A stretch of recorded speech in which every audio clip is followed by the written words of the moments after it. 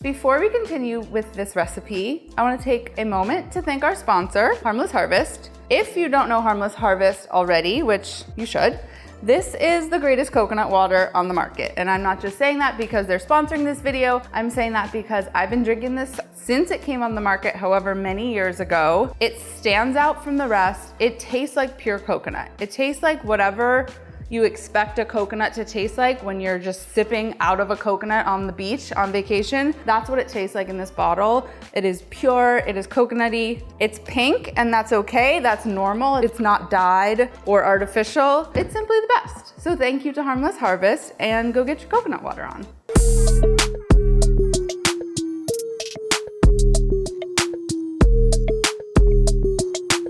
Do I love a Caesar, and do I love a slice of pizza, and do I love a Caesar salad put on top of a slice of pizza? Yes, I do.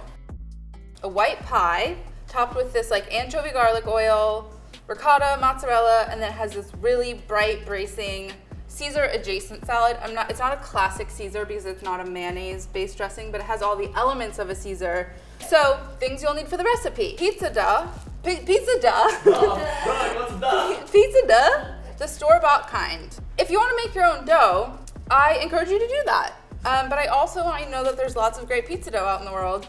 And one thing you can do is go to a pizza restaurant and say, can I get some dough? And usually they say yes, and it's like $1. So 1 1/4 pounds of pizza dough, fresh mozzarella, fresh ricotta, some oil-packed anchovies, garlic, red pepper flakes, lemon and red wine vinegar, because there's a lot of fatty, cheesy, bready stuff happening, so we're gonna make a really vibrant dressing with those. Some celery, just because I love celery. Parmigiano Reggiano, herbs, and any kind of mix of hearty greens, little gems, chicories, frisee, arugula, salady things. That's it. Step 1 is gonna be make the anchovy garlic oil. So it's just sizzling anchovies and sliced garlic in olive oil to bring out their flavor, and we're gonna pour that all over the dough.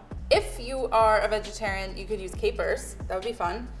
I'm gonna put 5 oil-packed anchovies in a little skillet, along with 6 sliced garlic cloves. And then we're gonna cover it in olive oil, like a 1/4 cup. So they should be like really swimming in there because this oil is gonna get used in a couple of different ways.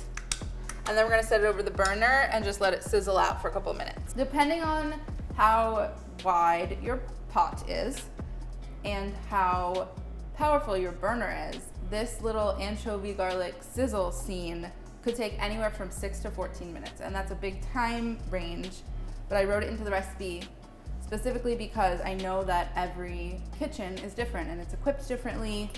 And really you're looking for like soft garlic and sizzled out anchovies. You're not toasting the garlic in any way. So that's what you should look for. It's a visual indicator more than anything else. While this is sizzling, we're gonna get our dough ready and we're gonna stretch it and form it into the shape that we want it to be. Take your dough out, but keep it contained so that it's not getting oxidized or hitting the air in any way. Just keep it all closed up. So I'm taking some of this anchovy oil and I'm just greasing a 9x13 baking sheet. So that's a 1/4 sheet tray, which is what this is. Be liberal with this. Put a couple tablespoons, because you really want the dough to kind of crisp and fry in this anchovy oil. I'm gonna let it continue cooking a little bit longer. And then we just dump the dough right out onto it. Woo! God bless. You'll take your fingies and just get them like a little bit lubed up with the oil, the anchovy oil, so that way they don't stick to the dough. And then you're using them to dimple and stretch the dough out into the full size of the sheet tray. And you'll see this will take a minute, but we're gonna stretch and then rest, and then stretch a little more and then rest. And then every time we come back from a rest, it'll stretch a little further. And so it's like, could potentially take 10 or 15 minutes, or longer if your dough is really cold, but that's kind of part of the process here. Cover it so that it doesn't get crusty and weird. Okay, so while we let this rest, we can prep our mozzarella. So I think this is an 8-ounce ball of mozzarella, and then I'm slicing it pretty thinly. You could use non-fresh mozz also, by the way. So I just want you guys to see that this has been cooking for like 8 minutes, this anchovy garlic oil, and there's no color on these garlic slices. They're cooking so low and slow. The anchovies have fully dispersed and disintegrated into it. And we're just like coaxing as much garlicky flavor out of the cloves without burning them as we can. Okay, this is rested. We're gonna give it another little stretch.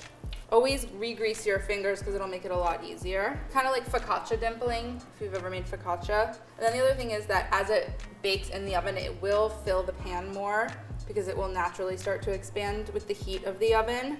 So if you don't get it perfectly square in all of the corners, don't fret. We do not fret in this fucking kitchen, not for a second. So now I'm taking the sizzled garlic anchovy oil and I'm just like gonna drizzle it all over. So this is gonna give like a very umami, garlicky flavor to the cheesy dough layer underneath the salad. That's gonna echo the vibes of Caesar salad. Now we're gonna scatter over some of this mozzarella, breaking it up. And then little teeny tiny dollops of ricotta here and there. It's about 1/3 cup of ricotta that you're looking for. Season your pizza just like you would season anything else, which is to say season it aggressively. And then black pep all over.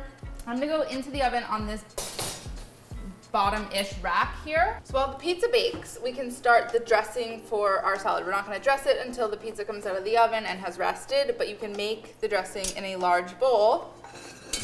This is my Caesar salad bowl, everybody, that I made specifically for making Caesar salads, very large Caesar salads in, because this is how much Caesar salad I think you should be eating if you're gonna eat it at all. But also, the point of this bowl is that you can like make the dressing in the bowl and then you can toss in the bowl, but then you can just take the bowl to the table. This is now a Crate and Barrel ad. So get a very large bowl and finely grate 1 garlic clove right into the bottom.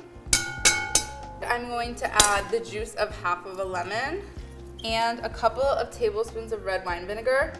So this is not a traditional Caesar dressing, and that's okay because there's more going on here than just dressing and greens and croutons. We've got a whole pizza to account for. So the dressing itself leans in a more like acidic, bright, vinegary direction than a really creamy, fatty, classic Caesar direction, intentionally.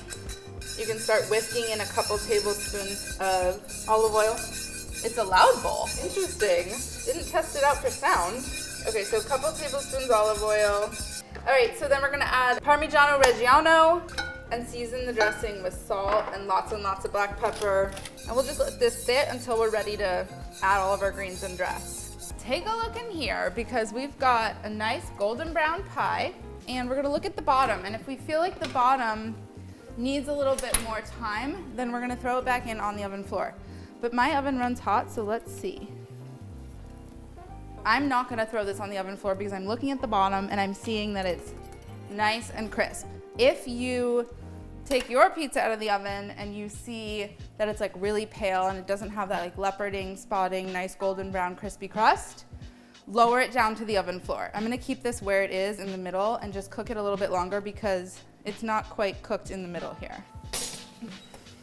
Okay, the last part of the salad here is thinly sliced celery. I do think that having like a little crunchy, juicy vegetal moment is really nice on a slice of pizza. I have some little gems that are joined by radicchio, which is a chicory, frisee, which is also a chicory, arugula, which is a spicy, tender green, and that's all that's in here. So yeah, this is like a choose your own adventure kind of salad that you can really pick anything you want. It's important to have like sturdy-ish greens, so something that can kind of withstand the heat. So let's check on the za. The za's looking good. We have a pizza that is golden brown and crisp all around. Check out the underside. It's got leoparding. It's crispity. We're gonna transfer it now to this cutting board to cool a little bit. I believe in resting your pizza. First of all, when you cut it, oftentimes everything just falls off. Like all of the cheese and everything just slips off of it. It's like piping hot. And secondly, if you cut into it when it's really hot, then people think it's like fair game to eat, and then they burn the roof of their tongues, and then they can't enjoy the rest of the pizza. So you have to be patient, and it's like 3 or 4 minutes. Okay, so while it's resting, we can toss the salad. So I'm tearing all of these chicories and bits and things. And then also, you're gonna add some parsley leaves and basil, because pizza loves basil. Okay, and then I'm just gonna use my hands here. toss, make sure it's all really well, like you can pretty generously dress this salad. And as we're tossing, we're gonna start adding some parmesan so that it kind of clings to all of the leaves. Can somebody please pep me? Thank you. Here's the other thing that you can do, which will really make your life easier. If you cut the pizza before you put the salad on, and then put the salad on top so that you're not like trying to cut through leaves and navigate your way through this pizza after it's like piled high. So let's do, I'm gonna do it in 6. 3 this way, once down the middle, and then you put it back together, and then we top it. It should be almost like comically piled. Finish with olive oil, and that's it. I forgot. I forgot about the red pepper flakes. Pizza also loves red pepper flakes. You guys know that. Woo! It's okay if it all falls off. That's literally the point. Don't freak out. Grab a fork, or use your hands, and then you go in for the big old bite.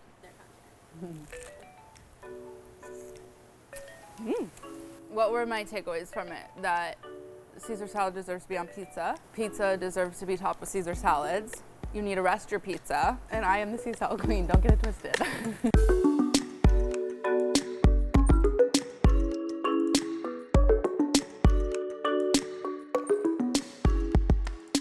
Where's my big old paintbrush?